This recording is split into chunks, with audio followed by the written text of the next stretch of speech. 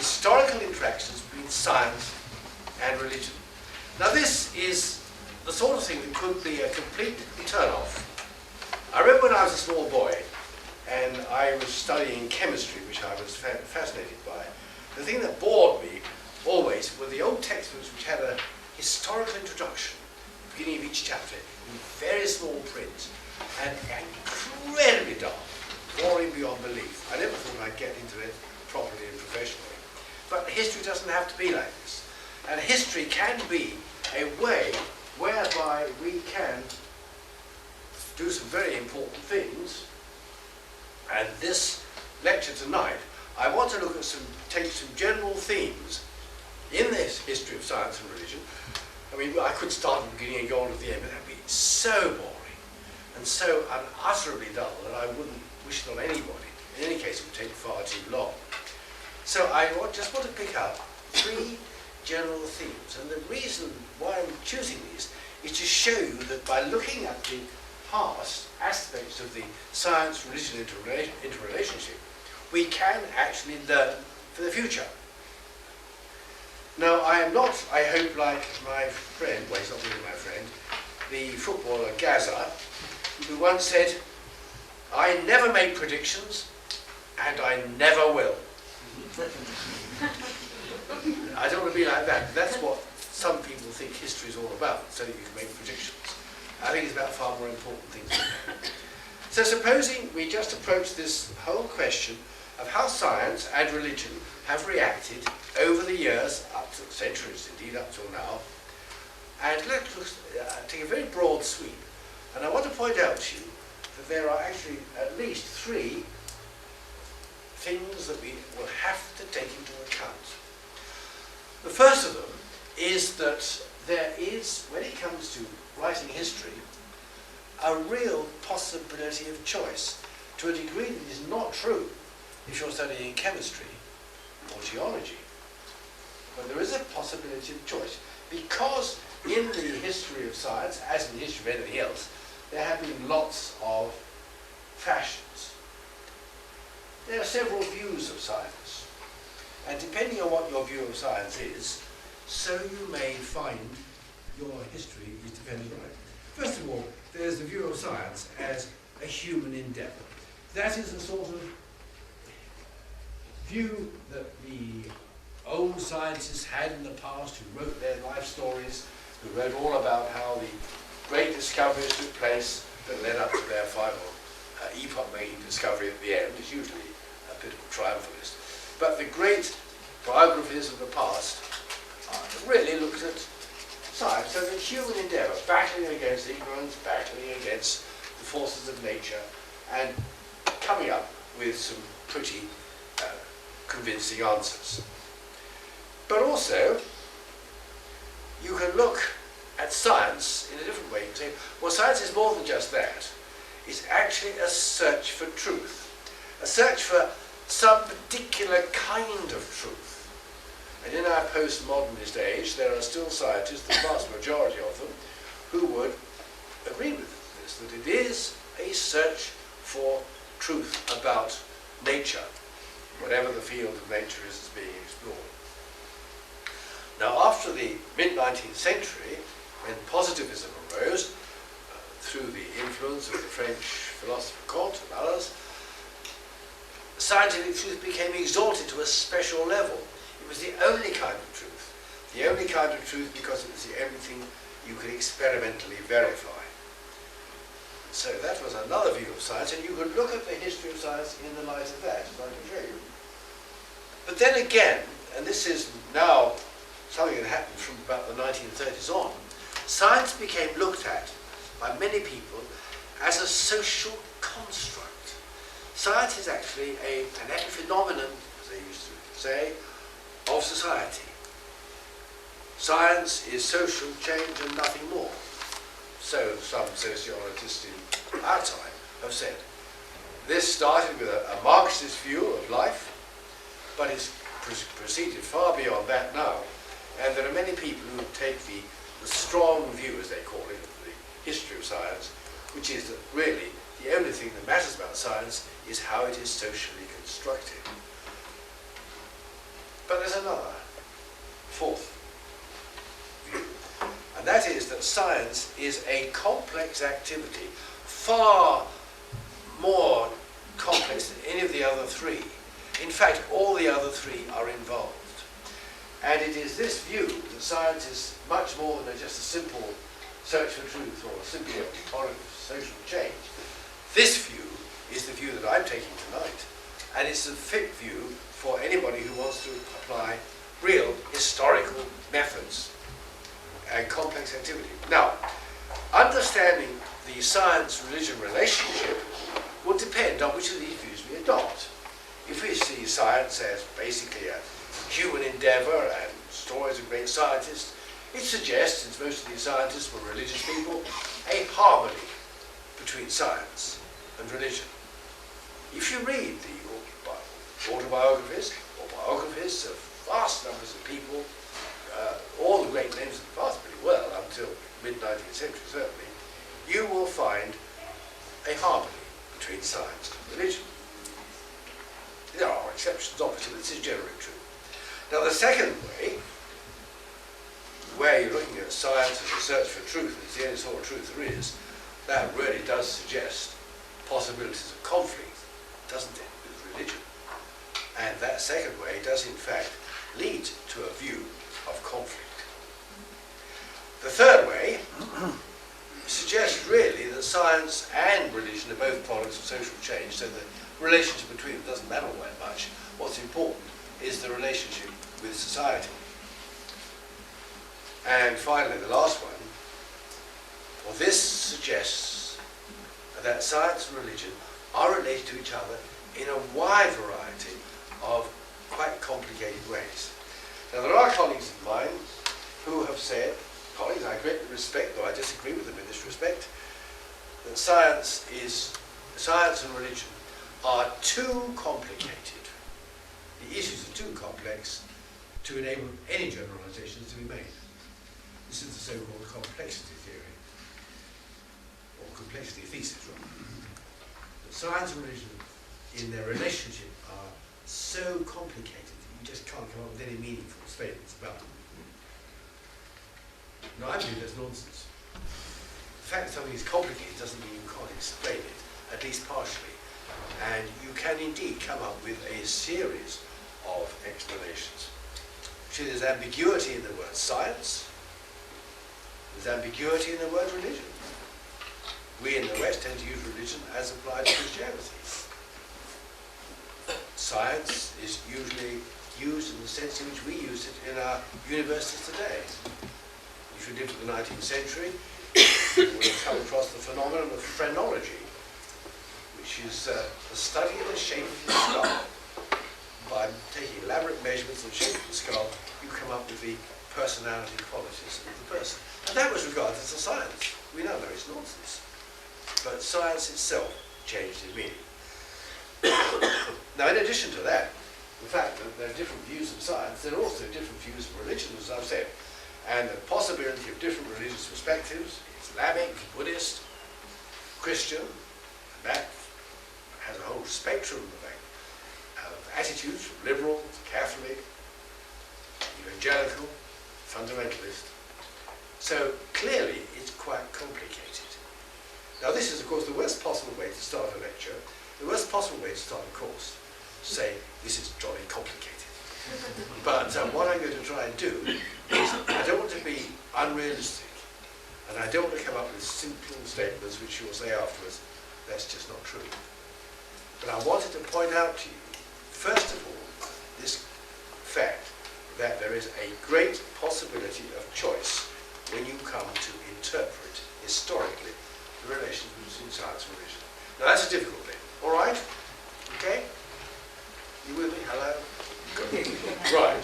Well, now I want to come to a second phenomenon you cannot avoid.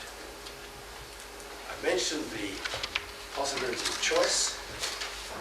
As soon as you look at the story of science and religion, you come across this fact that there is a wide variety of myths, legends that are associated with science and religion. The prevalence of myth, all kinds of myths. For example, the myth about Newton's apple. It may not have been an apple that really sent Newton into gravitational orbit. It certainly didn't fall on his head, as I was led to believe when I was a sort of boy. That's a myth. There are lots of myths, like the one about Laplace, who is said to have been an atheist because he said he had no need of God as a hypothesis in his astronomy. That's a myth too. There are many others. There's the myth, one of them is in your list, which is way down the page, number 6. And Christianity has a huge responsibility for spoiling the environment. Now that's a statement made by Lynn White in the 1960s, respected historian, I have to say, and yet we now know on the basis of historical analysis it's absolutely and totally wrong, completely misconstrued, and therefore in the category of myth. But there are lots of other myths as well about science and religion. But I do want to focus on one particularly tonight, because it's one that we're all aware of, it's one that we cannot avoid, however we operate, unless we live in a monkish cell and don't go out into the world at all. And that is the notion of what I call a conflict thesis. The conflict thesis is quite a long one. It's, as I shall show you, it's the thesis that science and religion are always at war. The phrase is mine, I admit, but the idea is certainly not mine, far, far before my time. Now, we do get the impression of conflict between science and religion at all sorts of levels, don't we? We get it, for example, at a technical level, when various things in the technical things, in, let's say, the astronomy of Copernicus, the biology of Darwin, questions about the age of the Earth, where these come into conflict with received religious views at a technical level. Clearly there was conflict there, you can't get away from that. There's conflict at an ethical level. For example, is it right, people used to ask, to use anesthetics? Is it right to use genetically modified crops? Is it right to explore space at such a cost? These are ethical questions about science to which religion can give answers. And often the answers are such as to generate conflict between the two. But above all, you get an impression of conflict at what I would call an epistemological level. That is the level about the nature of knowledge. Science, we are told, is about facts. Religion is about faith. And they're two quite different things. And the fallacy of this distinction is, of course, one of the big fallacies that undermine the whole of the work, was the whole of the work of Richard Dawkins. So simple, so huge, but it's there. So we have the emergence of a conflict thesis. And I think it is exceedingly important that we understand how it is that people today, on the media, in the press, in textbooks, in schools, if asked what's the relationship between science and religion, we must always say something like conflict or warfare. Well, how did we get it wrong? Here's a book, History of the Conflict Between Religion and Science. That was the first book that actually had in its title something that made the point I'm trying to make now. And 1885, Life Petition. I think it was about 1870 it started. John William Draper was, I regret to say, a chemist, professor of chemistry in New York. He discovered the Draper effect, a very important effect in chemistry. But he also fancied himself as a historian. And he wrote this book, which is still in print, would you believe, and which contains the most unbelievable collection of nonsense and falsehoods. I haven't got time to go into them, I could have later, but that was one of the earliest expressions of this. But much more influential was this one, which came out about the same time, slightly later. A.D. White was Professor of History at Cornell. In fact, he was President of Cornell. And he wrote this history of warfare, not of science and religion, but of science and theology. Not conflict, but warfare. And this was a much bigger book than Draper's. It has lots of learned footnotes, and my copy is about that thick. Small printing of it.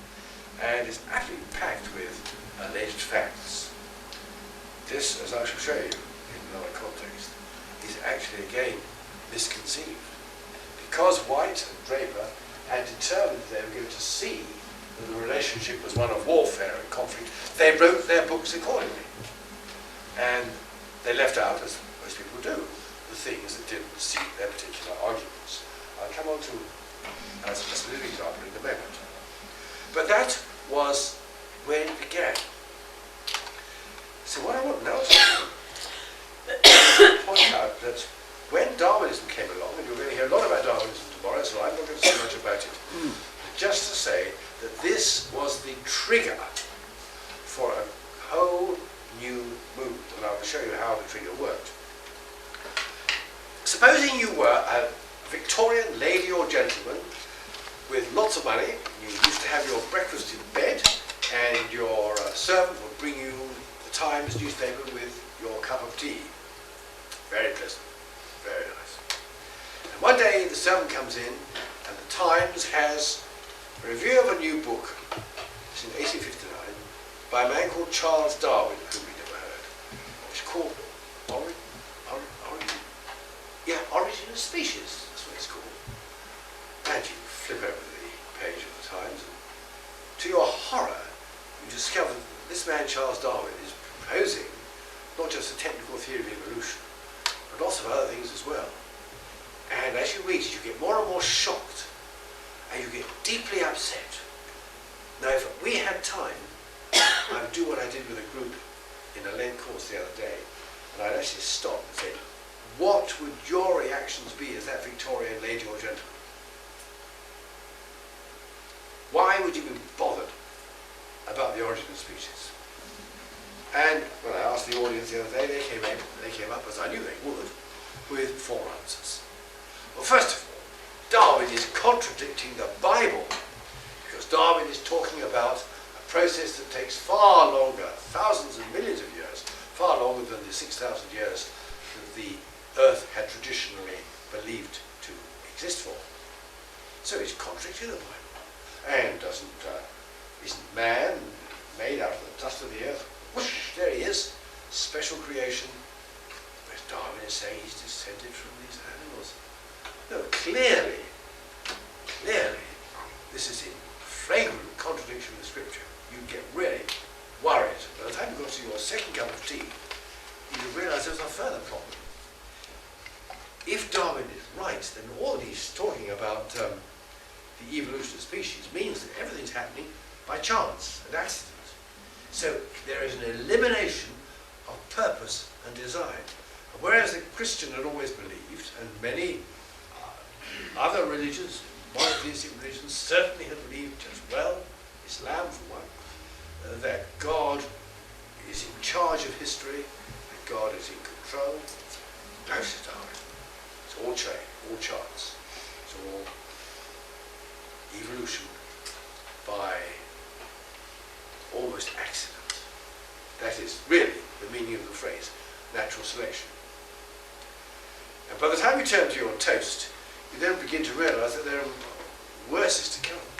Because if Darwin is right, and I think we've got to have a look at the points I've just been making.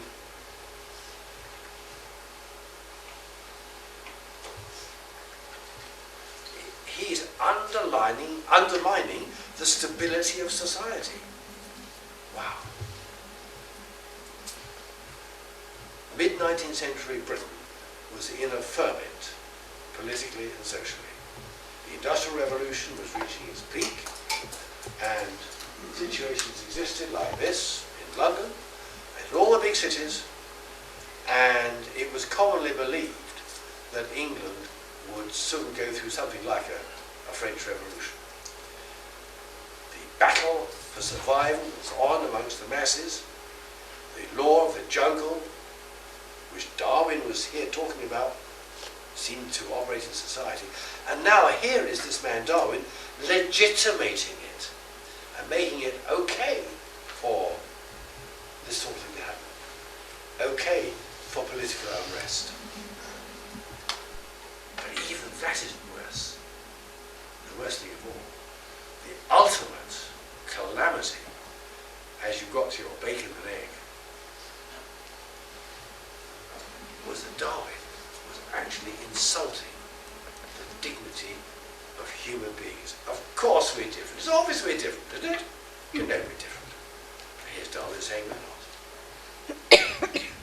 So cartoon after cartoon came out like this, representing Darwin as an ape, or the famous apes in the keeper's uniform outside London Zoo saying, "Am I my keeper's brother?" and all that sort of thing. These things went on because human beings were deeply affronted by this. Now, historically, in fact, and you may be surprised at this, it's the last two that were far more important in getting Darwin into hot water than the first two. That I can justify by documents and so on. Most Christians were more bothered about number 3 and 4 than about 1 and 2. Though, of course, all 4 were taught by the church. And so, Darwinism brought about this situation, and out of this situation, there came a Victorian conspiracy. I'm choosing my words very, very carefully.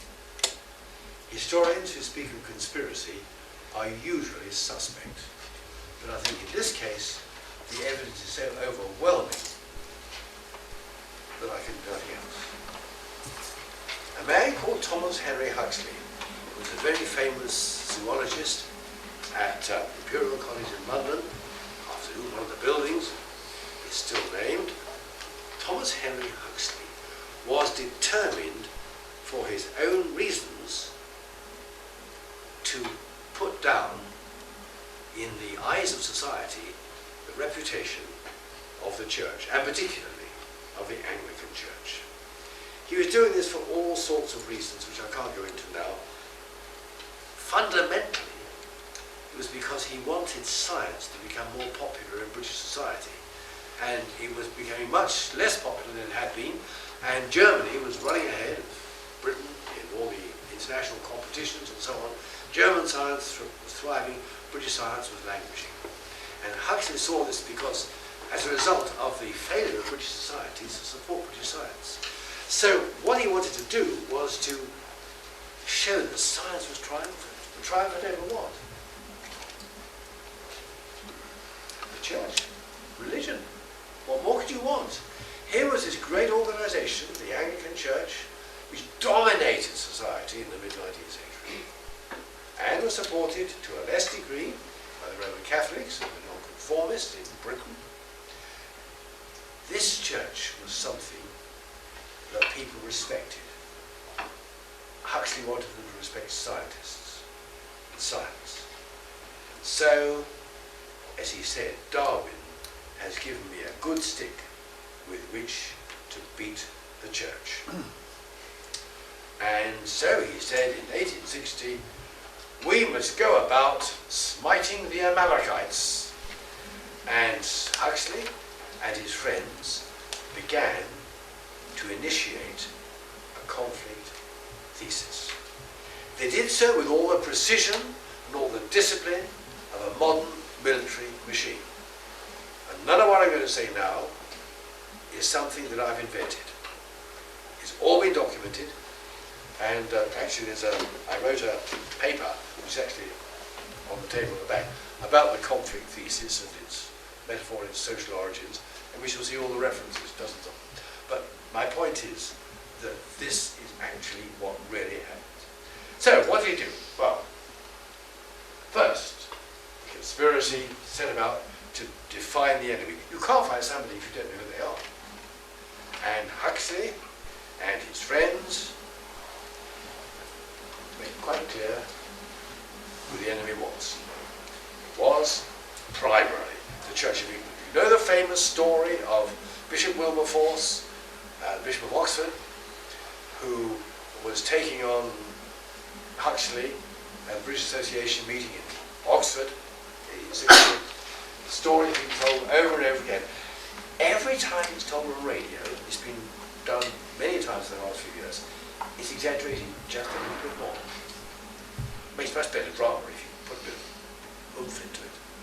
And the story is that Huxley defended Darwin, who was too ill to come. Darwin was a professional hypochondriac, as a matter of fact, and he never liked getting sort of got at. And so he turned up. He was a very nervous guy. Huxley was defending him, Darwin's bulldog. And at the end of the debate, Bishop Wilberforce got up and said, could Mr. Huxley kindly tell me if he is descended from an ape on his mother's or his father's side? Which Huxley replied, he would much rather be descended from a humble ape than somebody like Bishop Wilberforce. And it was generally realised that Huxley won the day. Again, it's been exaggerated. And if you look at the local papers, as some people have done recently, there's nothing like the Big Bang that people have made it out to be. Nothing like the great drama the BBC have often set it up as. But it was there. The enemy was the Church of England, primarily. After all, they had control of everything. If you didn't belong, you couldn't even go to Oxford or Cambridge. You didn't belong to the Church of England in those days. So they really had it in for everybody else. They were the top dogs. They ran the culture.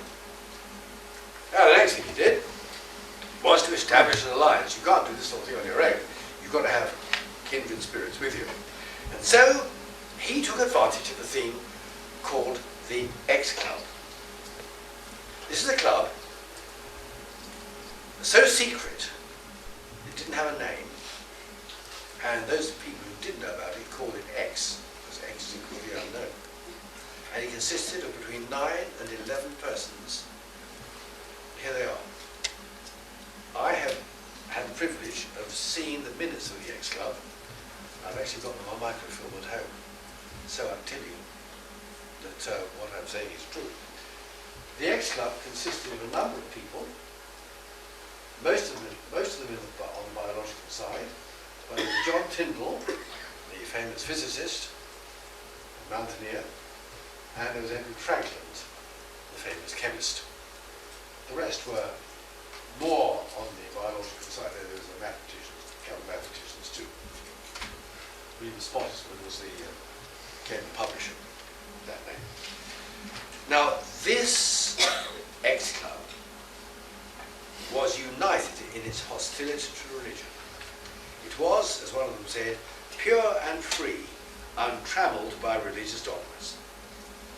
And although the X Club wasn't founded by Huxley, it was founded by Hooker, actually, the botanist, nevertheless, Huxley took it over. And as his biographer, Adrian Desmond, has recently said, his psychology was adversarial. Say that again. He had to confront some embodiment of evil. And so the X Club did that. And what they did was very terribly interesting. They got their men into positions of influence and in society. And I have traced the trajectories of most of these people. And the number of committees they weren't on is not worth mentioning. They were on the committees of the Royal Society, the Chemical Society. One of them founded the Institute of Chemistry was president. They were on this committee and that committee, the British Association, run by them. They got themselves into key positions. And if it wasn't themselves, it was one or other of their acolytes. So here was an alliance concerned with this. But more than that, Huxley undermined the defences of the enemy. And he did this by a relentless campaign. His rhetoric was absolutely tremendous. I haven't got time to read you lots of quotes. But he spoke of the way in which the opposition was lying about on the ground like strangled snakes beside the tummy of Hercules. I can't remember even the details, I haven't got it with me. But Huxley was trying to use his rhetoric to bully the opposition, and he did so with great effect. So much so, he pounded them so much that they actually began to capitulate. And the number of them shrunk into their shells and didn't come up again. And this is how Pall Mall Gazette saw Huxley. There he is, that's Tyndall on the right, Huxley in the figure there, just slamming everybody and everything in sight. Utterly destructive, utterly cognitive, overwhelming people by his sheer force of personality. He was a very great man, Thomas Henry Huxley. I have no doubt about that. But he used his immense talents to undermine the defences of the enemies. But that wasn't all. He stole their uniforms. He actually used the kinds of language and established the kinds of societies that the enemy had. For example, he called himself the Bishop of the Church Scientific. He preached lay sermons, this is one of them, on a piece of chalk. Lectures and lay sermons, one of Huxley's efforts in 1868. He established secular Sunday schools in which they sang hymns to nature, and they met at 3 o'clock on Sunday afternoons. He did all these things which would enable the enemy still to be routed. He stole their very uniforms. But the last thing is the most audacious, almost unbelievable feat of all. He stormed the citadel of Christendom. He did that one day. The great doors of Westminster Abbey, the west doors were flung open, and in was carried in high triumph the body of Charles Darwin. He had stormed the citadel of the enemy, and that great temple of Protestant Christianity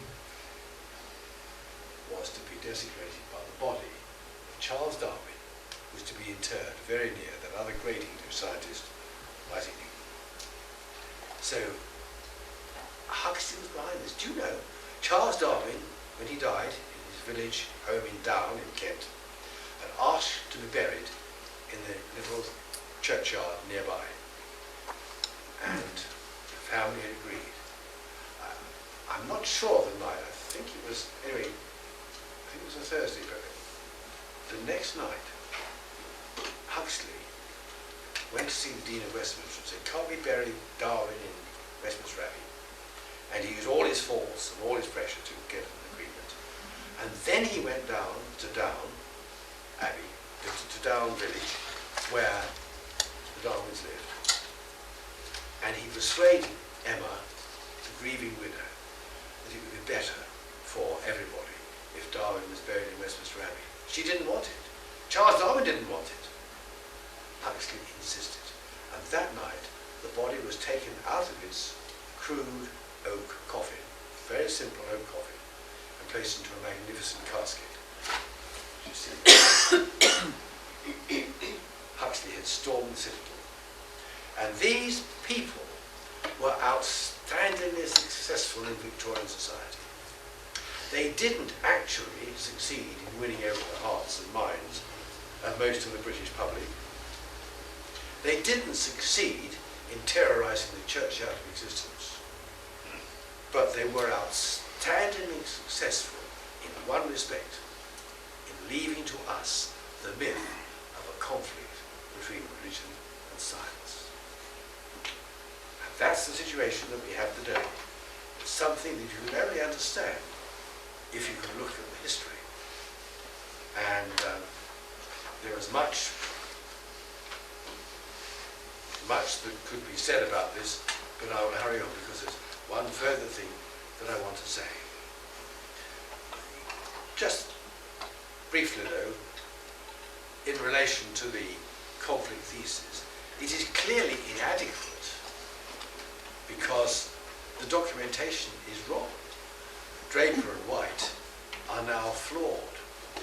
They were now They are now regarded by almost all historians as having written not histories but tracts.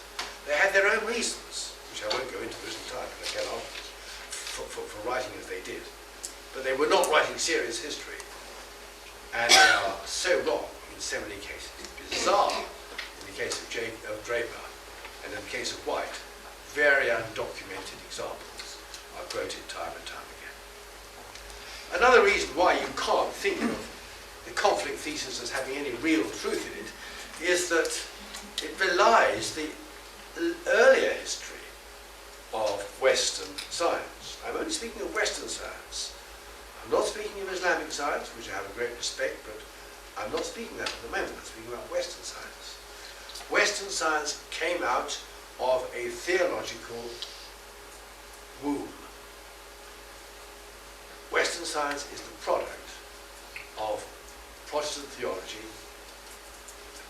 emerging at a time when the Bible became freely available to common men, and when, in Queen Elizabeth's time and afterwards, its teachings were disseminated.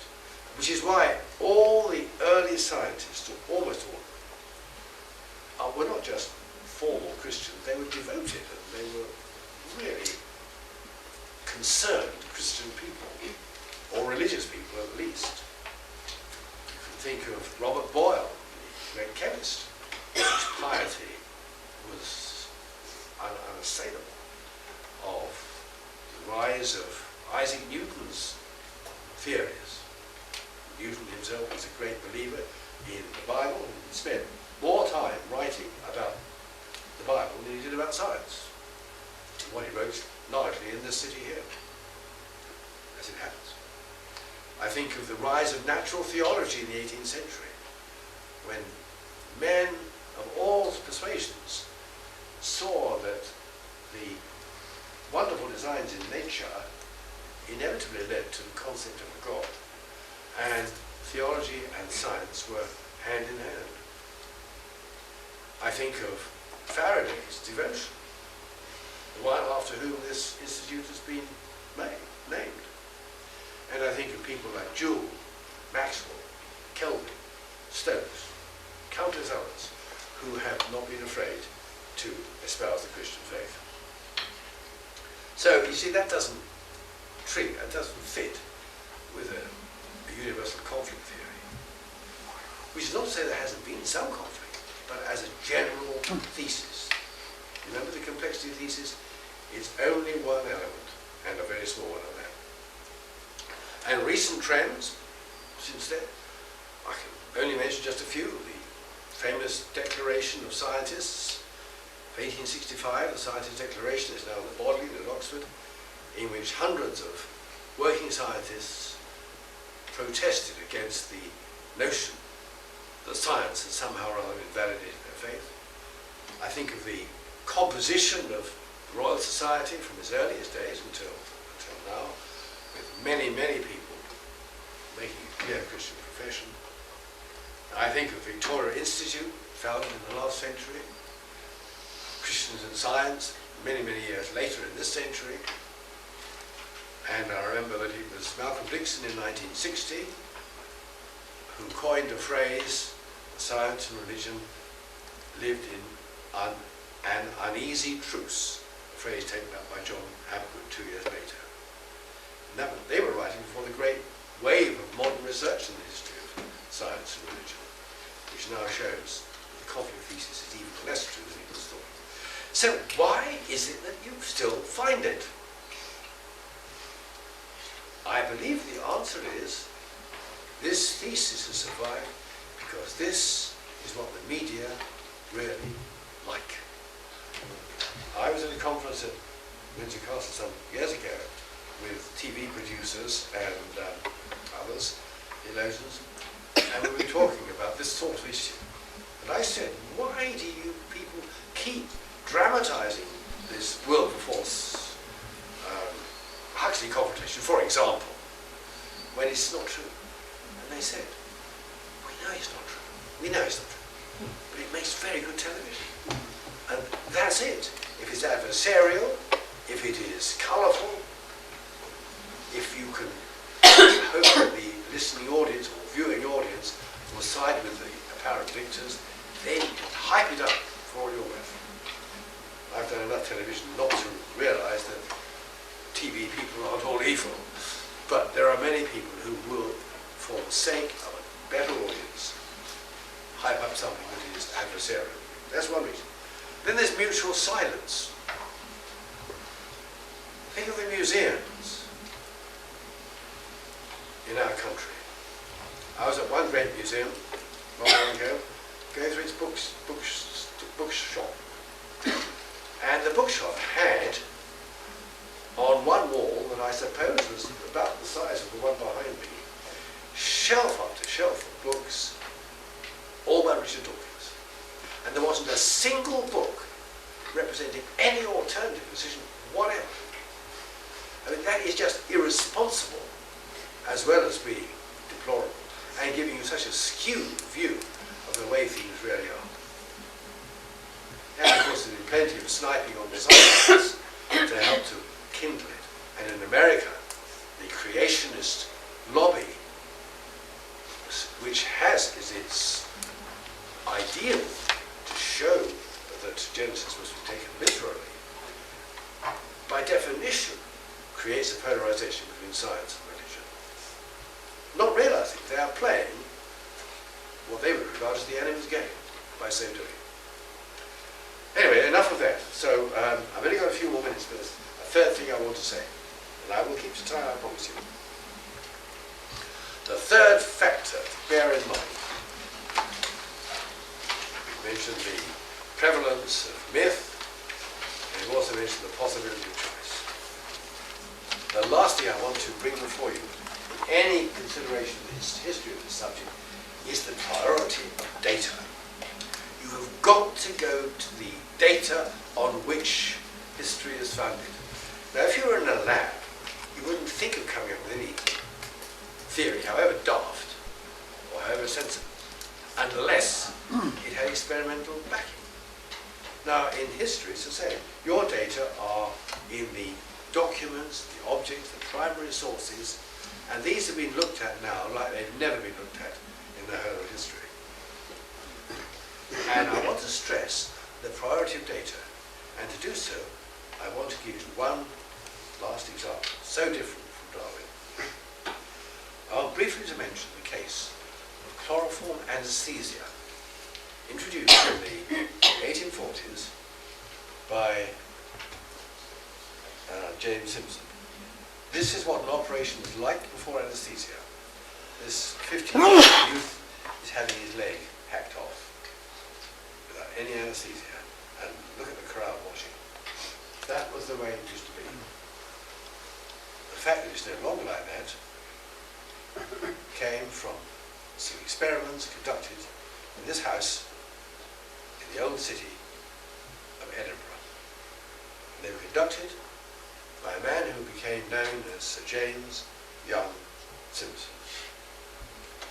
And in 1847, he showed that chloroform could be used successfully for anesthesia in midwifery. Ether had been tried before, but it's far too explosive, far too inflammable, and has many other after effects. Chloroform was much better, and you could carry a bottle of chloroform up the steps leading to the top of a house like this, or many tenements in Edinburgh were higher than that, and chloroform was certainly feasible. And within 28 months, just over a couple of years, something like 90,000 operations in Edinburgh used chloroform, and it got its final accolade when Queen Victoria had one of her many children by it, and expressed great pleasure in the experience. Yet, you will find it commonly stated, and I mean this is an understatement now, that Simpson, when he discovered this use of anesthesia, was attacked by the church, was savaged by pulpit from pulpit, and received huge opposition from the religious establishment. In 1847, that year, he published a pamphlet called Answer to the Religious Objections Advanced Against the Employment of Anaesthetic Agents in Midwifery and Surgery. He was anticipating, actually, because this was only 2 months after he'd done the experiments. So the news can't come around. This is what he said. He gave all sorts of reasons why anaesthesia was quite a good thing. Some of them were quite amusing. Comparing agriculture and childbearing. Help one or the other. He also spoke of the Christian view of the Genesis passage, in which the moral necessity of anguish in labour has terminated. I love this one. There's even a divine precedent for anesthesia, where the Lord God calls it easier than Adam. And he pointed out, much more seriously, that medicine is concerned not only to preserve life, but also to alleviate human suffering, which indeed it is. Which to do good, in that sense, was a positive Christian duty. And yet, despite having said all this, the church thundered at him. Have you ever heard that? Anybody heard that Simpson was condemned by the church? No? I can assure you it was. I'll give you evidence in a moment. But I had a research student, and I wanted him to work on this particular topic. And I said, I wanted to find out exactly why the church persecuted him and what they were doing.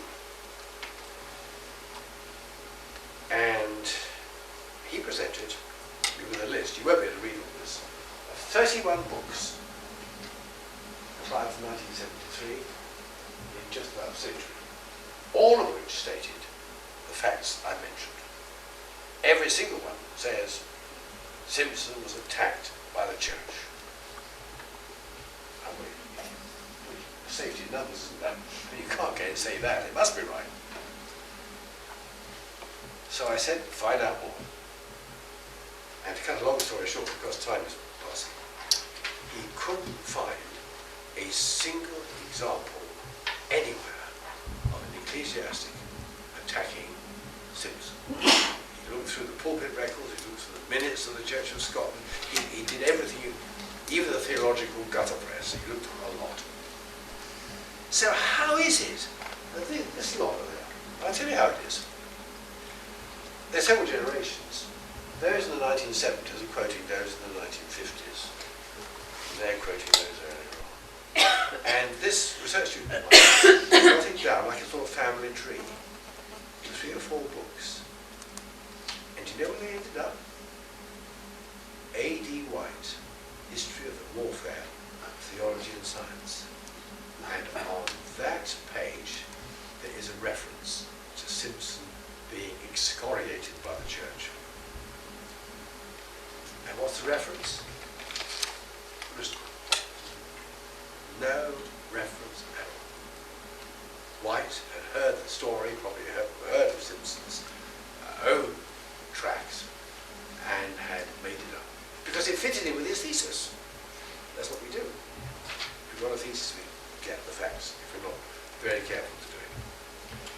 And so, this particular case not only shows how wrong the conflict thesis would be, but how it actually got around and what the origin of it was. That is, I think, why it's important to think very carefully about the past. And so I conclude that it is important to have historical sensitivity. It's important to use the very best you've got. If you're a Christian, that's especially true, but even if you're not, to use the very best you've got to find out the facts. And I want to close pictorially. Here is the Natural History Museum, Waterhouse's original design, Nature's Cathedral. Note how it apes the Gothic splendour of medieval cathedrals. Well, not Gothic, actually Romanesque splendour of the medieval cathedrals. soaring arches, clearly science is taking over the enemy's uniform. And this wasn't Huxley's inspiration. This actually was really inspired by a man called Richard Owen, who was a Christian. But Huxley took it over, and he wanted there to be a slab somewhere, I think somewhere up here, quoting man as the ultimate animal, which of course would make his point beautifully. And in fact, that I think it happened, but it didn't last long. Now that is shown, just an illustration of how science has taken over at least some aspects of religious thinking. Here's another building. Put it together. Not dissimilar with those two turrets in front. There. That is the Cathedral and Minster Church of Southall in Nottinghamshire. That's a bit normal. This is the entrance to the chapter house. You probably can't see from where you are, but all along here is a profusion of carving so delicate that it's unbelievably rare. And that carving is of leaves of plants. So much, so important is it, that this carving, which dates back to about 1290, late 13th century, has actually inspired a book called The Leaves of Southall. And here, see that little one? There is, well that's, sorry, it's the end one. Here, it is in close up.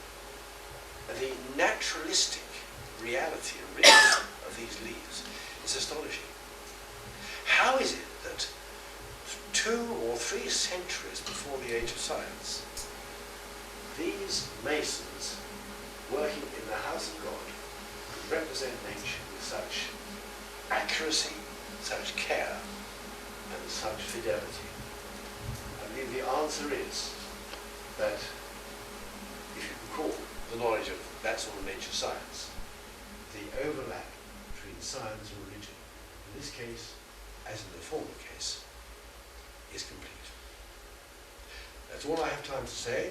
I have 1 minute left, but I want to stop there and say that I hope these general thoughts have been of some help. Tomorrow morning, we're going to change the lens, and instead of having a wide-angle lens, it'll be a close-up.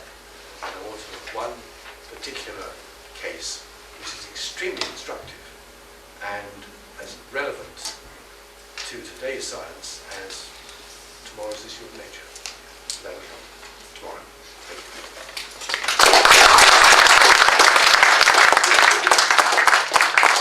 Just picking up on the statement you made that Western science emerged from Protestant theology.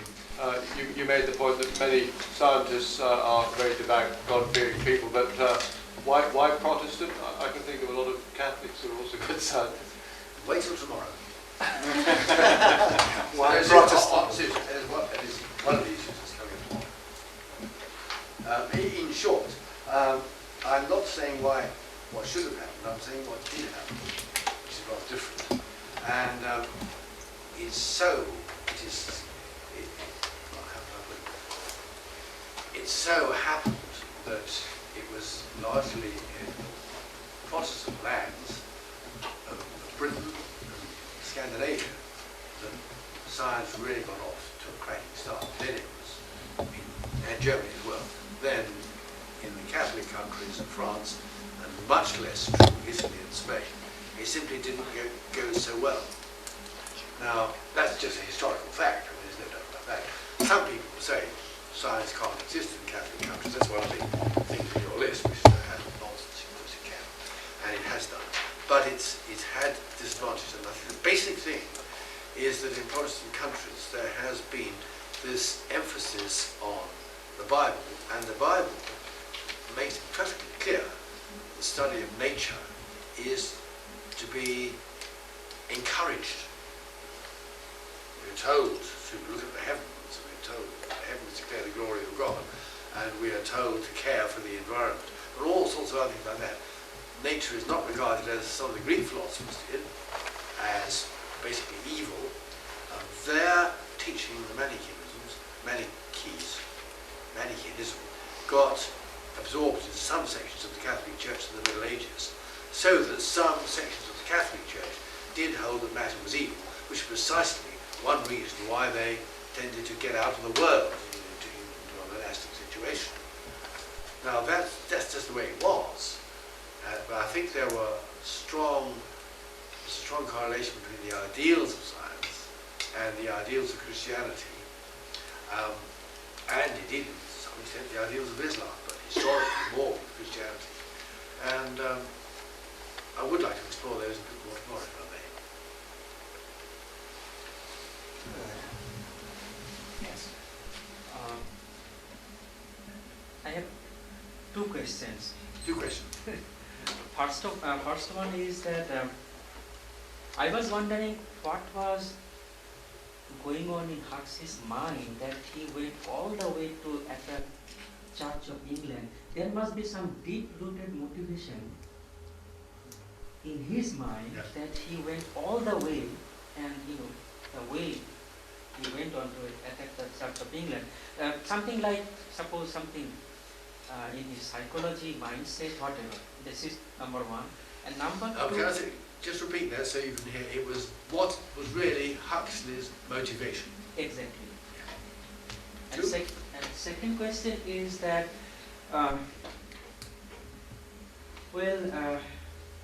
challenges of Darwinism is applicable only to, I would be saying, Western world, because I asked this question to some Hindu organizations, the heads of Hindu organizations. They say that we are very comfortable with Darwin. There is no problem with Darwin so far as Hindu basic tenets are concerned, because an evolution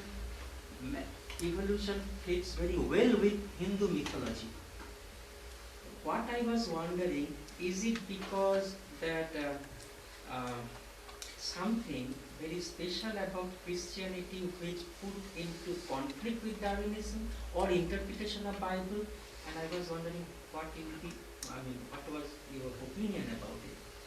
Because there are some people who believe that actually challenges of Darwinism doesn't contradict the Bible, rather interpretation of the Bible. Sure. Well, my views don't particularly matter. You'll hear a lot more about this from others tomorrow, and I don't want to steal their thunder. I think perhaps it would be fair to them, to other speakers, maybe to leave that. That was a question about Darwinism. But coming back to the motivation of Huxley, well, who knows the motivation of any man, really, even if you know a person very deeply. Somebody who you never met, who died long ago, and who you only meet in his writings, it's even harder. Nevertheless, it hasn't stopped people like Adrian Desmond from going great guns into what I think we could call psychobiography, and trying to analyse what made Huxley tick. I think his view would probably be that Huxley was an incredibly adversarial character. He loved a row. He was never happy other than fighting and winning. And that aspect of his personality, in the situation in which he was, a situation of some influence to start with, led him to take that particular line.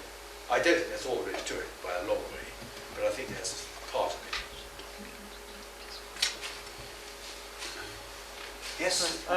Yeah, my question was more in the perceived conflict, that is, that I am perceiving in terms of sort of Huxley's way of thinking, that it was more, I feel it's more of a conflict with the organisation of the, in terms of the power that the Church of England had, and also the influence and the structural conformist ideas.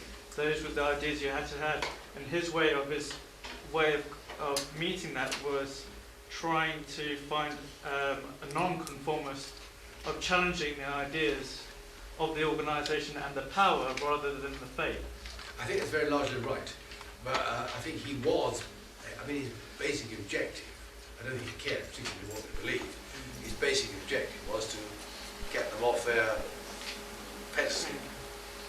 And it was political, in other words. I don't think it's any doubt about that. But you can't separate what a man believes from what he does, from what he is.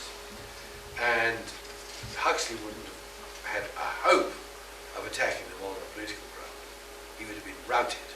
But he was on stronger grounds when he was talking about his own subject, or what he thought was his own subject, namely science. He got them where he wanted them because they couldn't answer back. So I think you're largely right, but that's why he did it. Yes? So the title was Historical Interactions Between Science and Religion, Part 1. So I hope my question should not preempt something which you are going to speak in Part 2. But you spoke mostly on the effect of Protestantism. Sorry, I can't quite hear what you're saying. Let me get this way to the morale. Yeah, just... in this talk, you mostly presented the view of Protestant influence in science and... Right. But since it's you are talking more about history, so let me go back to some of the ancient scientists like BC, who were the best scientists, the Greeks, of course, like Archimedes or Pythagoras. So did they have any such questions in their society? Because it was a very polytheistic or maybe say not monotheistic religion that they pursued or that floated around them. So what was their viewpoints, or was there any conflict? Right. Can you repeat the question? Yeah, well, I'm just going to do that precisely that, which I think is really, I hope I've got it right, going much further back still, the ancient Greeks who did science, what made them do it? What made them tick? What was their sort of basic attitudes? They didn't have the biblical injunctions, so what made, is that right? Well, that's a part of it, but the other part of it, they also had a sort of theistic society in the sense that it was a polytheistic society. In the Greek, they had Greek gods, Greek mythology. So was there any conflict at that point? Oh yeah, well, this is where the complexity of thesis comes into its own. I mean, when you talk about Greeks, who are you talking about? Socratics, Ionians, Archimedeans, Milesians?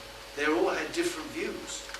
Platonists, they were all different. The Platonists were perhaps the most strong in terms of ideals, and it was Plato who had the famous vision of the cave, where humanity is like somebody who's spent all his days at the back of a dark cave and with his back to the light, and he's gradually brought forward out of the cave and turned around, gobsmacked by what he sees.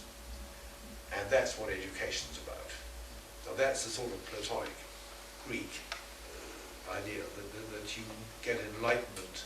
The gods may come into it, but they're pretty peripheral if they do.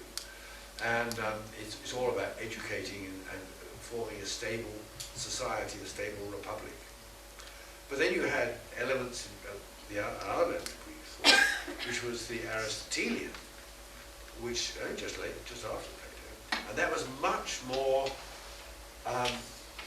less concerned with ideas, more concerned with mechanisms, how things actually worked. Again, we will come in tomorrow, briefly. So, to talk about the Greeks as though they were all the same, just doesn't do. You have to decide which Greeks they are. But the one thing I can say is that monotheism was not one of the things that the Greeks had, and that certainly didn't inspire or detract. Was it not? I think my question is inappropriate.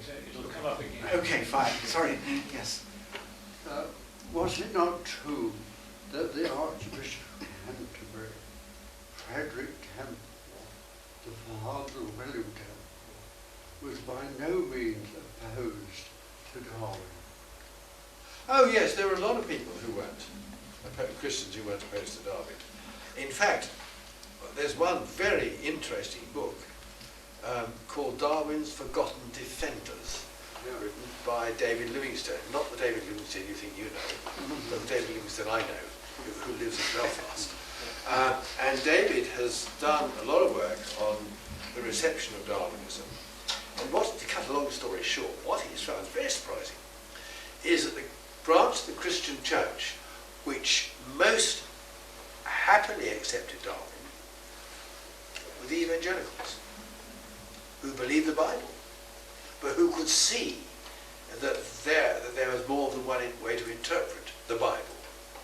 And these people, the evangelicals, particularly in some of the influential theologies, colleges and schools in America, North America, these were the people who were Darwin's forgotten defenders. The Christians who didn't like Darwin were either people who were extremely, shall I say, left-wing, extremely, to use a phrase that I detest because it doesn't mean anything, fundamentalist. People who were intent on reading the book of Genesis in entirely literal terms. There were people in some of the nonconformist denominations like the Brethren who were like that. Or they were the liberals in the Anglican Church who saw that Darwin was a bit of a threat to their establishment. And they didn't like it when they opposed it. So you have the two quite different reasons. Again, it's not a simple thing, but it is very interesting what Livingstone has found, that the evangelicals, even in the 1870s, could live with Darwin quite happily. I seem to remember Frederick Temple and Charles Kingsley saying rather similar things about how clever of God not just to make things, as it were, but to make them make themselves. Oh, yeah. Well, Charles Kingsley, I mean, the water babies man, he once wrote, I think I can quote him literally, now they have got rid of an interfering God, as I shall call him. That is a God who occasionally operates in history, then goes away, and then comes back and is a bit more, an interfering God. What theologically we would call today semi-deism. Now they have got rid of an interfering God, as I shall call him, we are left with a stark choice between the absolute empire of accident, in other words, it must be all chance, or an all-powerful, ever-ruling God. In other words, Charles Kingsley was saying, God is greater than anything that you thought of before in working this great miracle of creation. Even if it's taken in n billion years, that points to the greatness of God. And Kingsley, as one says, Kingsley said that anybody can make things, but only God can make things make themselves. Yes.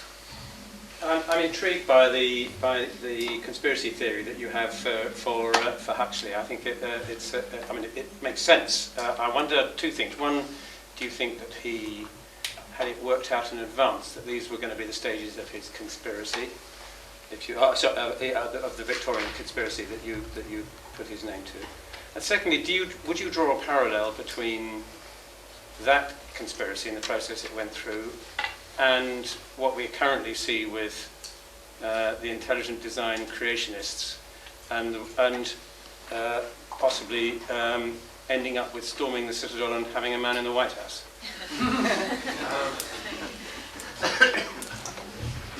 I think the parallel is a pretty far-fetched one. I think that Huxley was, to answer your first question, I think he was concerned at all costs to promote science at the expense of the church, and if the conflict thesis was the best way of doing it, so be it. But that's what he was doing. In fact, he couldn't really have done anything else if that's what he wanted. I mean, he had to show that there was this inherent ambivalence, not ambivalence, antagonism between the two. And I think he was very single-minded in this, and very, very committed and very determined. He was a very great man, as I've said before, whom one must respect. I think he was completely wrong, but that doesn't mean he's not a very great man.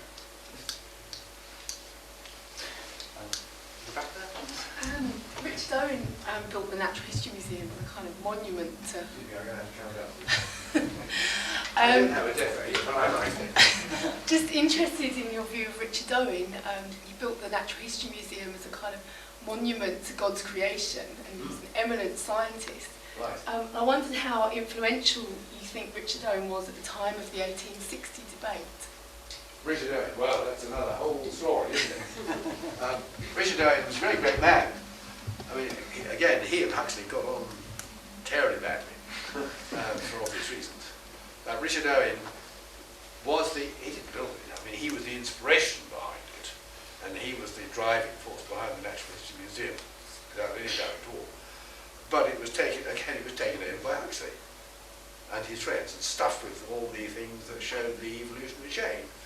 You know, as soon as you could say Joe Robinson. So, but the architecture and the symbolism, the very Romanesque character of the soaring arches and all that sort of thing, which are very, very moving.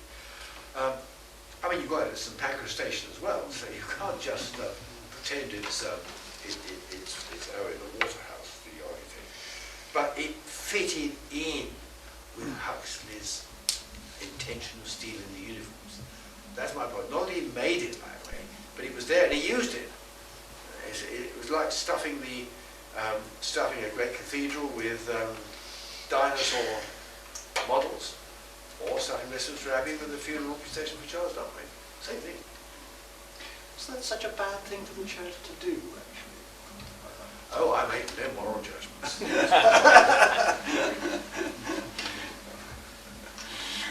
Yes.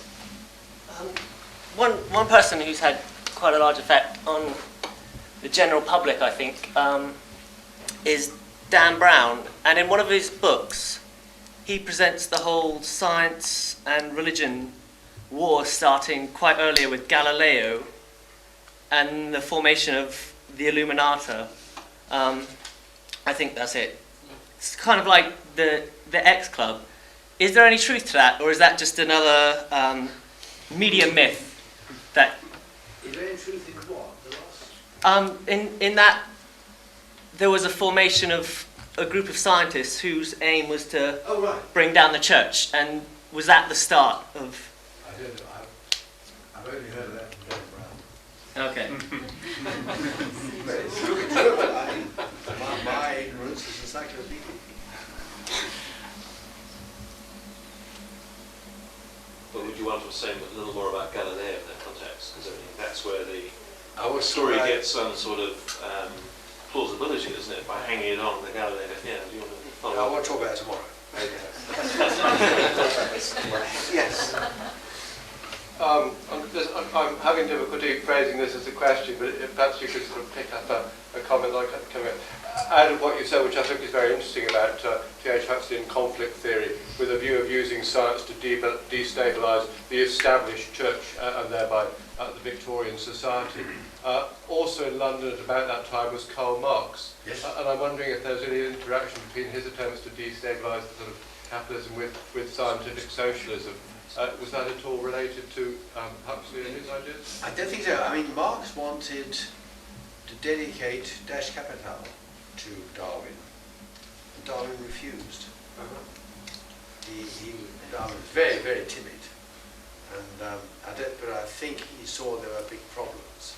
The interesting thing is that Darwinism, social Darwinism, which is of course a thing I've not even mentioned, which is an extrapolation of biological Darwinism, were taken up both by the extreme left, by Marx, talking about nature running tooth and claw, using the poet's phrase, and that's what society is like as capitalism is gradually being dethroned. He had a conflict thesis of everyone, on one hand, and so it's a very long sentence, I can't remember how I started it. Capitalism, Rockefeller.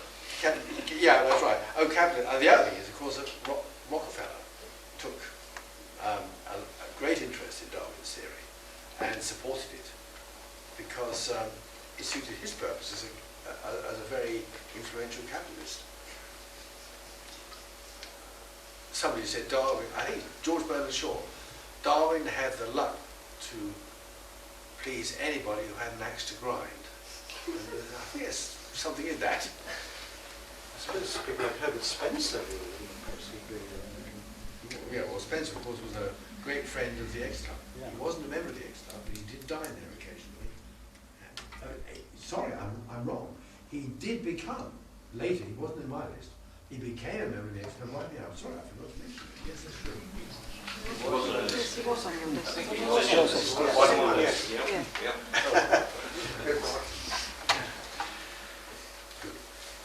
Any more questions? Yes. A simple one. I see writings in some places that say that Darwin lost his faith, and others that he didn't. Ah. What's the truth?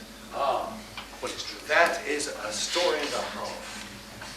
You got another couple of hours? Yeah. Did Darwin lose his faith? The answer is, we don't know.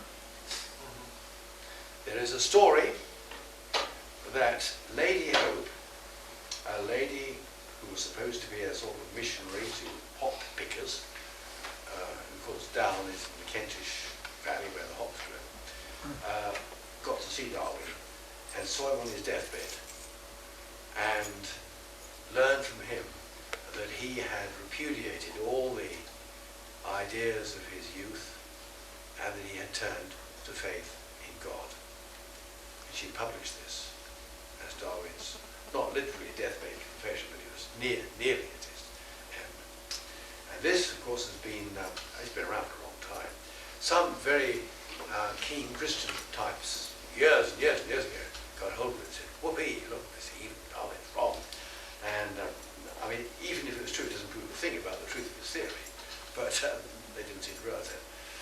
And then the National Secular Society, I think, got hold of it and said, well, there's no such person as Lady Hope. This is a complete myth. Where's the evidence? And a colleague of mine, who was in my department, called Jim Moore, who wrote a biography of her, and I got interested in this. And we established there was indeed a person called Lady Hope. And she was the widow of an admiral. She was quite wealthy. Then later she went to bankruptcy, but she was in Down that year, and we went to Down House, and we were allowed in to see Darwin's bedroom where it had been, which is just it was, you know, it's a bit of a all being frozen aspic. Anyway, there it was, and it was exactly as Lady Hope had described it. And I said to this has never been published, but I said to the custodian of the house, could we see the visitors' book for this particular year? And we got the visitors' book for this particular year, and that page had been torn out. As though Darwin's family had not wanted to acknowledge this woman had ever even been there. Now, it could have been an accident. But at the end of the day, Jim Moore went to America and did a lot of interviews. And I got a lot of correspondence from people very old people who knew other people from that era who were in Australia. The outcome, the upshot of it all is we simply do not know. And the other point I would say is that even if it was true, it has no relevance to the theory or its status. And maybe that's something where Darwin best left rest in peace.